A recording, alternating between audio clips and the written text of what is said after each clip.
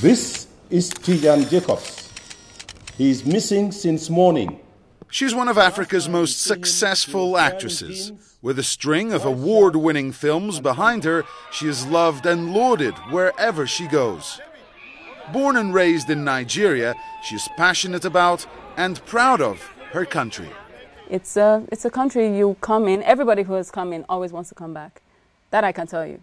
This week on African Voices, we get up close and personal with Genevieve Nnaji.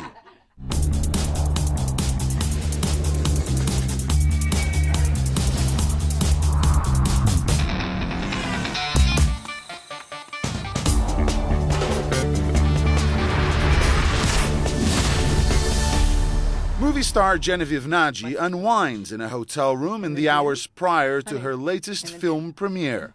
The mood is relaxed as her makeup is applied. This is me. That's so perfect. She's cute with all that. We're getting there. Yeah, we're getting The there. Nigerian actress has starred in dozens of films, making her one of Africa's most recognizable faces. The last movie I shot was actually the one we're premiering today. But I've been busy with other stuff like, endorsements and charity work and events, appearances, stuff like that. A friend appears with a choice of outfits, and moments later, the fully fledged film star appears in the hotel lobby. You like? A limo journey later, and she arrives in London's West End. Here we are, in our red carpet clothes, strolling down Leicester Square. And with that, she slips through the crowds to take her place in the cinema. It was during this trip that I met her and sat down for what I thought was a fascinating conversation. When you travel and you go to premieres, do you see yourself representing your country, representing your continent? Yes, definitely. It's my duty. In my appearance, in my clothes, like you can see there's a touch of African print on this. So dressed by Lisa. So I tend to wear Nigerian designers as well. I feel it's a responsibility. Do you see yourself as an ambassador for your country? As long as you're a celebrity and you're in the public eye, you are an ambassador because you are the person they see. They can't see the whole continent, they can't see the whole country. So what you show people is basically an address of what you represent back home.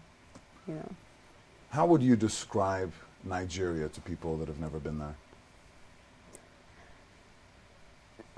Nigeria is a unique and a peculiar country.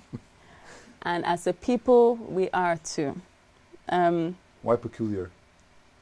Because everything, every aspect of, human nature is in every Nigerian.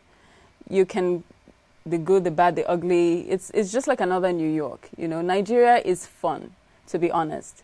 But we're not the worst people. All we have people talking about when it comes to Nigeria is crime and fraud and things, and that's just a very, very minute number of people. Nigerians in the whole are very confident people. I believe we're confident. I believe we're very resourceful, and we are very hospitable when it comes to visitors in the country. When you look at your country, what are some of the things that you love about it? What are some of the things that you would like to change? I like that as Nigerians, we have some sort of neighborly love that we don't understand. We have a way of coming to the rescue of complete strangers. We do have that bond, and I think it has to do with our background and how we are raised and how Nigerians in the whole have been made to be morally, it's like you have a moral duty to your society, to yourself, to your family. So it's like everybody's business is everybody's business. It's a bad thing sometimes, but it does have its good sides, So that is something we are, and we probably don't know as a people. If we don't know, we should know it now. It's a good thing. What I don't like about Nigeria, man, I never diss my own country, man. You know, whatever negativity, you know, is in the country is in every other country, is in every other part of the world. So the thing is, everybody just needs to be treated as individuals and not a collective, you know, nation. Or, you know, you don't judge one person or judge one person by another person's faults. So, yeah, I just take every Nigerian the way I see them.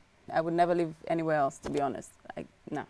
Really? No. Grew up in, especially in Lagos. I grew up in Lagos. I was born, bred there, and I don't see myself leaving that town anytime soon. I can work anywhere else, but in terms of living, I'm used to Lagos. I'm sorry. You grew up around Lagos. Yeah. And you grew up in a big family. The fact that you were one of 8 brothers and sisters, how much did that contribute to your competitive and confident nature now? I imagine there was a lot of competition for everything if you're sharing it with 7 brothers and sisters. Competition amongst us, not that much, but we are a close-knit family. We learned to depend on ourselves for advice, for, you know, a shoulder to lean on when you needed one.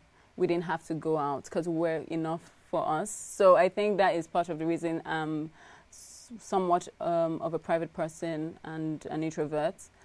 My brothers, I think I'm a middle child.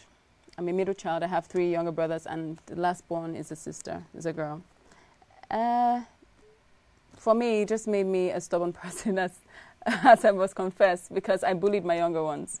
So, and I am stubborn, but only in my principles and the things I believe. I stand for what I believe, and it doesn't matter how many people I offend or who don't agree. You know, I believe in something, I go with it all the way. It's just... Let's focus a little on your childhood and your first experience in front of a camera. I won't ask you about your first movie because I know you're tired of answering that question, and you told me that you can answer it in your sleep. But the first time you were in front of a camera, you were 8 years old. What made you want, and what gave you the opportunity to star in a soap opera or to participate in a soap opera?